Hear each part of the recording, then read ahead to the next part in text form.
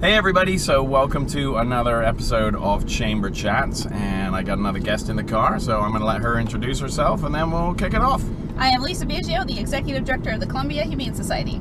Now, everybody knows what the Humane Society is, Yes. right? Yes. Everybody should know, and if they don't know, they should know what the Humane Society is. But for the dozens of people that are going to be watching this, tell them briefly what you do, what the scope of services is there. We basically just rehome homeless pets. We take in pets from Columbia County. We take in pets actually from all over the world.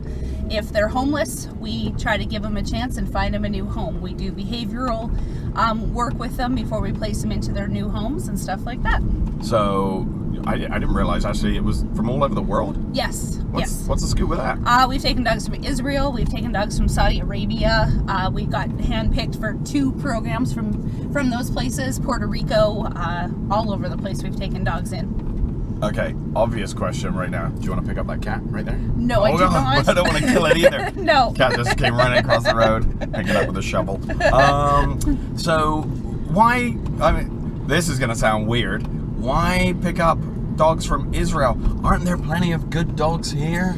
There are plenty of good dogs here, but the Pacific Northwest is doing such a great job with what we are doing as far as finding homes for pets and stuff like that. Oh, that's good. That we've been able to open up and expand our programs into all of these different types of programs. Okay, so so you take them in. I mean, this is going to sound like a super dumb question. How do they even get here? I mean, are they just sort of shipped in a crate kind of deal? Yeah, they're all flowing over. Generally, they're flowing into us, which is all at the expense of the shipper or the expense of whatever shelter they're coming from. The Humane Society does not put any money into that whatsoever. Okay. We only put money into their care when they're here with us at the shelter.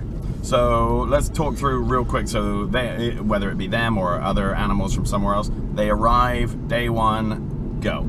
So a dog comes in, we basically give them a 3 to 5 day cooling off period in their kennels so they can kind of get used to what we do. Yeah. They can get used to the staff, used to our routines, and then we start evaluating them. Like we start taking them out to the play yard, we'll put them into play groups so they can play with other dogs, all of that kind of stuff, so that hopefully by day 7 or 8 we're able to establish the type of home that dog needs. Yeah. So that we can start screening adopters to find the right home for that dog. So are they kept when they first arrive? Are they kept in isolation or smaller groups, or every dog has their own kennel? So we used to, when we had use of the full shelter, we used to have an isolation area that we did do that in.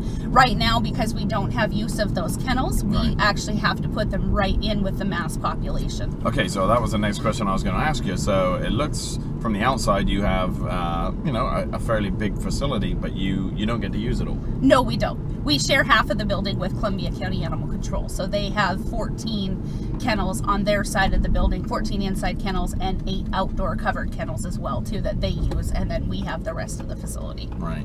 And we talked, about a month ago about when we were setting this thing up to, so your facility, and actually your organization here in Columbia County has kind of gone through some changes, right? Because it used to be where me as a member of the public could just walk in, see dogs, view dog, and blah blah blah, and then things changed. Yeah, it's been about a year and a half ago now. Yeah. We made the groundbreaking decision to close the kennels for public walkthrough. And basically what we were finding is we were putting a ton of time into people who were just treating the shelter pets like a zoo. Coming to have, something to do on a Sunday afternoon. They weren't really interested in adopting. Our dogs are in a constant uproar. They're always barking and carrying on when strange people are walking through the kennels. Mm-hmm. So we kind of equate it to, imagine having 30 people walk through your house every day and you can't get away from them. Oh, that's a good way to think of it. The stress level that you would be under, that's what those dogs are going through. They're already in a high stress situation. Yeah. So we kind of just removed a piece of the stress for them. And I can tell you in the last year and a half, we have not had one sick dog because of stress in our kennels. Oh, really? Yeah. Yeah, we haven't awesome. And from our vet's perspective, she has been very, very happy with it because we haven't had the problems that we were having before with diseases getting passed by people touching things that shouldn't be touching. We had trouble with people walking through and kicking at the kennels at the dogs that would bark, or they would yell at the dogs that were barking. Really? Yeah, going into the kennels with their kids, stuff like that. Are you allowed to hit those people? No, unfortunately, we are not. You should be. So it's just been it also allows us to spend more time with our adopters and make it kind of more of a personal experience when you come in. We will spend anywhere from 3 to 5 hours generally with you when we're doing an adoption, so that we can get to know you as the adopter and your family and what you guys need in your family and what you guys need out of a dog. And if there is a dog that, like, say the dog that you picked isn't going to be a fit, we will try to fit somebody we have with you. So how does that? So maybe more detail on that part. If I'm here, I'm watching this video, I want to adopt a dog. What do I do? We suggest first off you start by going to our website, which is columbiahumane.com. Have a look at the dogs we have available for adoption. If there's somebody who catches your eye, give us a call and talk to us about the dog.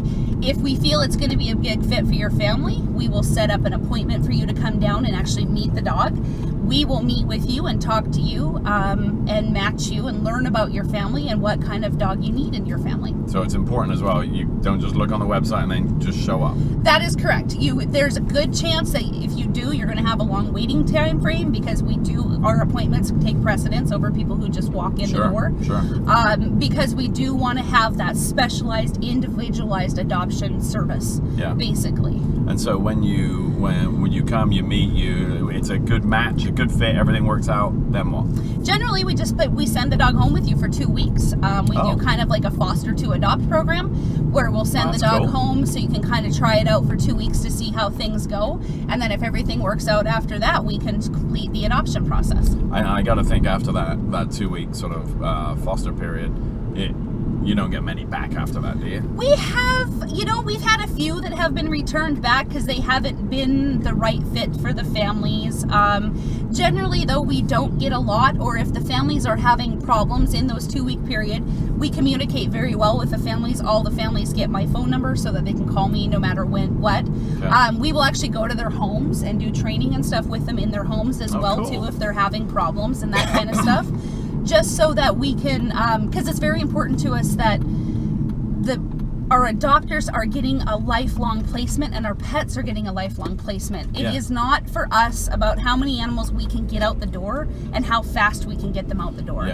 We want to be confident that the animals that we're placing are placed forever in their forever homes. So it's I think there was a few years ago, or probably longer than that famous ad, a pet is for life, not just for Christmas. That's correct, yes. So, I mean, do you see an up spike in I'm not going to say sadly, because it could be for very good reasons, but do you see an uptick in the holidays? Like, hey, we want to get a puppy for Christmas. Yes, we do. We see an uptick in the holidays all the time, generally. And then we will also see an increase in surrenders as well around the holidays, really? Thanksgiving and Christmas as well, too. I can remember very vividly. I've been with the shelter for 20 years, so I've seen a lot of things. One of my big ones was we had a gentleman who surrendered a dog that they had had for 5 years. It was on Christmas Eve. And he came in and surrendered their black lab on Christmas Eve because his kids were tired of it and they didn't want to have it anymore. And then for 5 years he had it? Yes.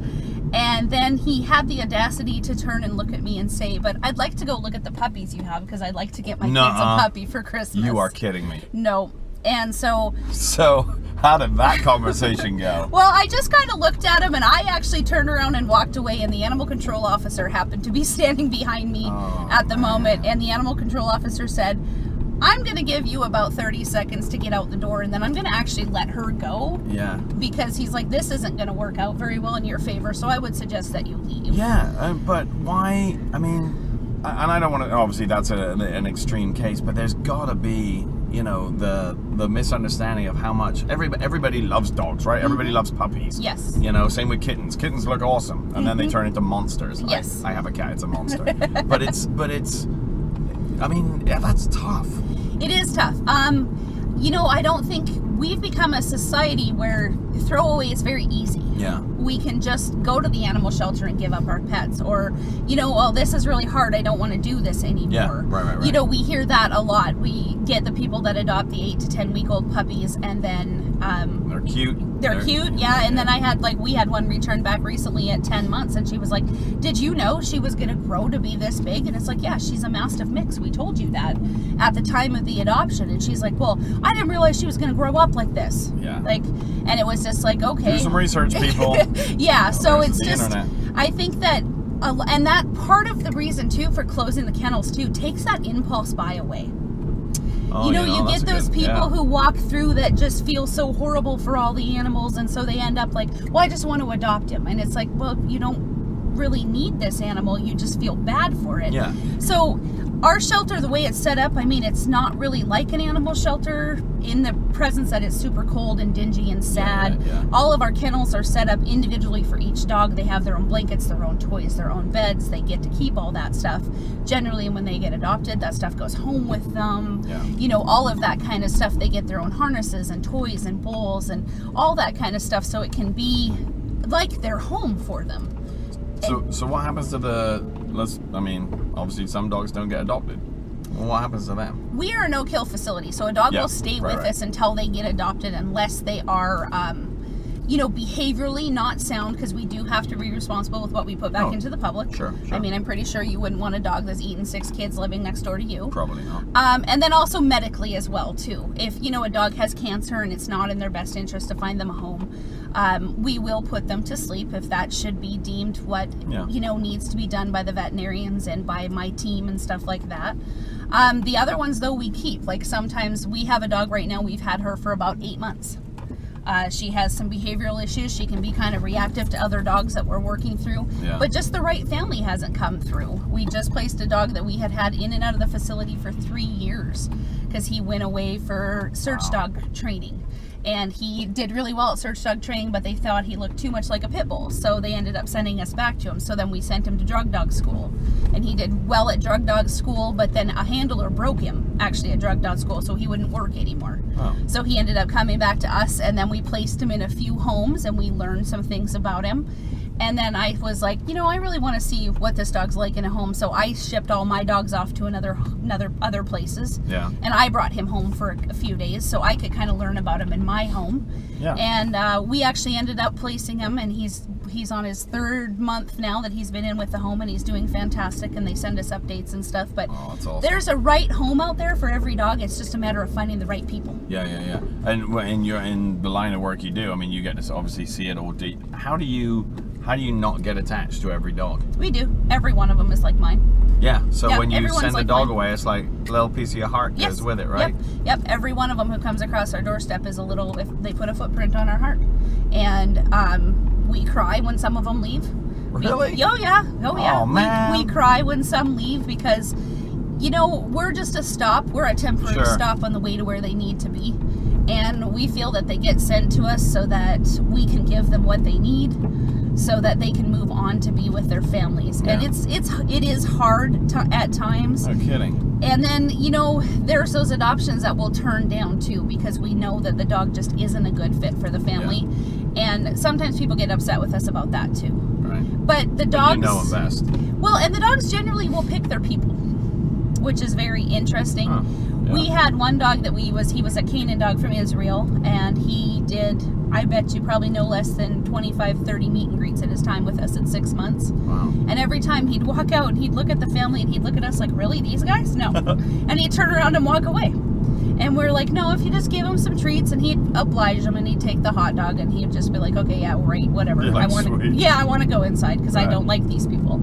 And then one day, this family came in, and they had a little girl, and he was like, okay, I'm going to go meet these people. So we go walking outside to meet these people, and he looked down the row of them standing there, and he walked up to that little girl, and he licked her on the face. And he sat down in front of her. And that was it. He picked his family. And he is doing fantastic in his family. And we see it time and time and time again. We, as a society, don't give dogs as much credit as smart as they are and as much as they do know. We also think sometimes, too, that if they do end up going home with a family and it doesn't work out, a lot of times it's because the dog knows it's not the right home, so they misbehave so they can come back. Because we take everything back, regardless of, like, if you adopted an animal from us 13 years ago, we'll take it back. Yeah. That's just part of our deal. Once a CHS animal, always a CHS animal. Yeah. So how are you guys funded? We are funded through private donations, grants, and of course our adoption fees. Sure. But, and same with, I'm guessing, any sort of non-profit, that type of organization, there's never enough money to go around, right? Never enough money to go around. We're actually fairly understaffed. We only have 3 staff members on staff. We have 2 full-time and 1 part-time person. Dang. Yeah, so, and we've brought 130 animals into the shelter this year, and we placed 131. So we had some overflow from last year. Holy smokes, that is a lot. Yes, yeah, for 3 people and a great team of volunteers. I mean, we can't do it without our volunteers. We have about 40 active volunteers that do about 350 hours of volunteer time a month for us, between in shelter and my board of directors and stuff like that. So that's awesome. Yes, yeah. Let's switch gears a little bit. Let's talk about you. Oh, great. Yeah, like this is the fun part. Oh, You're yeah. Like, I want to just talk about dogs. Yes, I do. That's cool.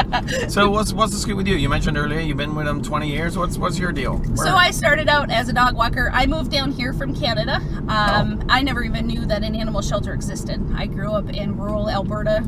We just kept everything we had. Like Hockey fan? Yes.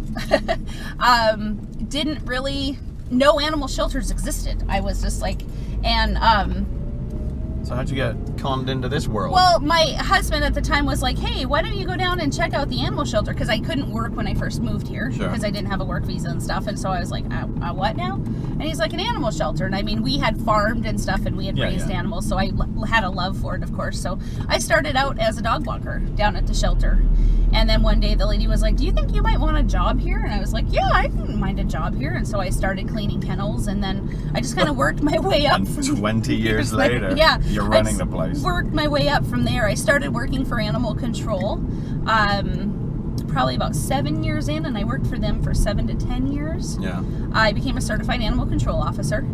And then I was working for both the Humane Society and Animal Control. I did take a 6-month sabbatical where I went and trained dogs full time with a professional dog trainer out of Rainier. I ran a kennel and stuff like that, and I trained dogs with him professionally for 6 months. I worked with him full time. I worked with him, and then the shelter called me and was like, we really would like you to come back to work. And so that's cool. Yeah, so then I came back and I worked for Animal Control and the Humane Society at the same time. And then when the Animal Control gave the Humane Society the contract, I guess it would be 5-6 years ago, I started working full time for the Humane Society. So when you're not out saving dogs and grooming dogs and doing everything with dogs, what do you like to do when you're not dogging?